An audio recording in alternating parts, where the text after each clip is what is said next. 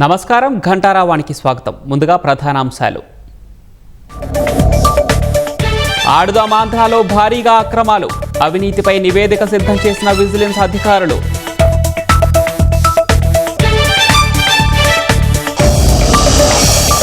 మద్యం కేసులో నేడు అనుబంధ ఛార్జ్ షీట్ వేయనున్న సిట్. ధనుంజయ రెడ్డి, కృష్ణమోహన్, గోవిందప్ప పాత్రపై అభియోగాలు.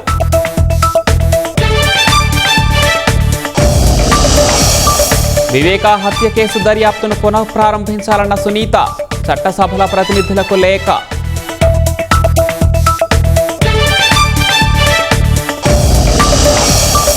బంగాళాఖాతంలో బుధవారం అల్పపీడనం ఏర్పడే అవకాశం.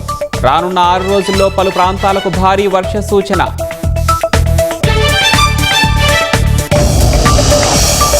గాజాపై ఇజ్రాయెల్ వైఖరిని తప్పుపట్టిన ఐరాస భద్రతా మండలి.